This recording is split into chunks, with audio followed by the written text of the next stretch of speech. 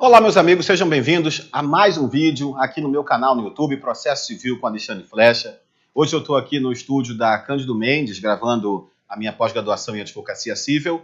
E nesse vídeo eu vim falar para vocês sobre uma das partes mais importantes para o advogado, que é a petição inicial. E dentro dessa parte mais importante, petição inicial, sobre o pedido. Vamos falar sobre o pedido com vocês hoje. O artigo 322, caput, tem a seguinte redação: o pedido deve ser certo. E o 324, também no caput, diz que o pedido deve ser determinado. Então a regra é que o pedido deve ter esses dois atributos, certeza e determinação. Certeza significa que a parte deve indicar na petição inicial qual o bem está sendo pleiteado. Então, se for uma obrigação pecuniária, o bem é dinheiro, mas o bem pleiteado pode ser uma coisa certa, uma coisa incerta, uma obrigação de fazer ou uma obrigação de não fazer. Isso significa certeza do pedido. Eu preciso dizer exatamente o que eu quero.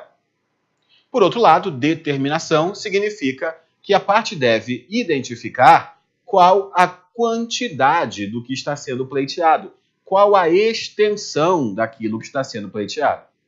Então, num pedido, por exemplo, de condenação do réu ao pagamento de R$100 mil, a certeza do pedido é dinheiro e a determinação é 100 mil desse dinheiro, R$100 mil. Até aí nenhum problema, muito tranquilo, fácil da gente entender. O problema está nas exceções. Essas exceções acontecem apenas com relação à determinação, nunca com relação à certeza. Certeza é um predicado que o pedido deve ostentar em 100% dos casos. Nunca haverá uma hipótese em que o autor não precise identificar a certeza do seu pedido. As exceções, portanto, estão nos 3 casos em que o pedido continua sendo certo, mas será indeterminado, ou, sinônimo, será ilíquido, quando eu não puder dizer já na petição inicial qual a extensão daquilo que está sendo pleiteado por mim. Então, pedido ilíquido ou pedido indeterminado continua sendo certo. E esse binômio, pedido certo e indeterminado, ou pedido certo e ilíquido, chama-se pedido genérico. 3 são os casos de pedido genérico que estão no parágrafo 1º do artigo 324 do CPC. Diz o parágrafo 1º do artigo 324. É lícito, porém, formular pedido genérico. 2 pontos. Inciso 1. Nas ações universais. E, de cara, eu já apresento para vocês uma afirmação. Não existe ação universal. Simplesmente não existe. Quando o Código fala em ação universal, na verdade ele quis dizer ação de conhecimento que discute uma universalidade de bens. E é fácil chegar a essa conclusão. Não dá para dizer que existe esse instituto jurídico chamado ação universal simplesmente porque só existem 2 espécies de ação: ação de conhecimento e ação de execução. Então, na verdade, a ação universal não existe. Como também outras ações não existem. Ação monitória, isso não existe. Na verdade, a ação monitória é uma ação de conhecimento com um procedimento especial monitório. Ação de inventário, isso também não existe. É uma ação de conhecimento que adota um procedimento especial do inventário.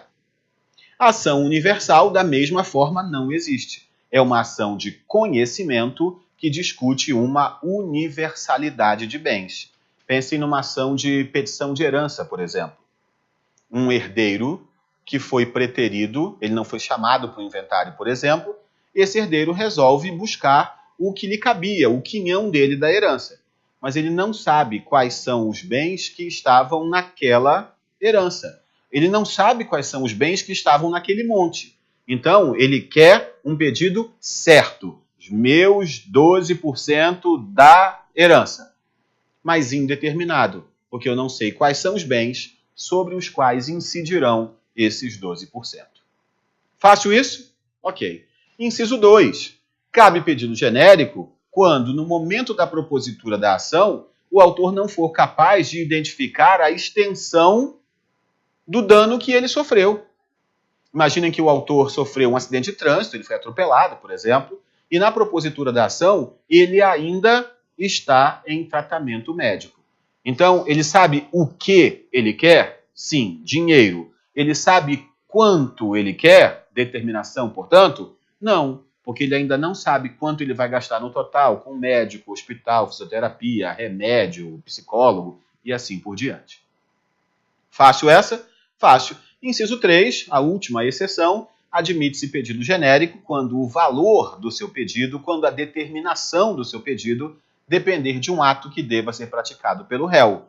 Exemplo clássico disso, ação de prestação de contas, que necessariamente tem 2 pedidos. E o novo código rebatizou, né? Agora é ação de exigir contas. Nessa ação, tenho 2 pedidos. Primeiro, que o réu preste contas.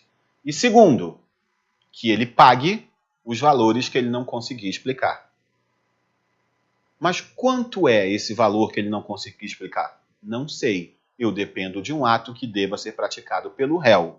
Ou seja, as contas que ele tem que prestar. Fora desses 3 casos, não há possibilidade de um pedido genérico, de um pedido ilíquido. Tudo bem até aqui? Ok. Eu me despeço então de vocês nesse vídeo. A gente se vê em outros vídeos aqui na nossa rede social ou espalhados aí pela internet. A gente sempre vai se vendo. Tchau, tchau.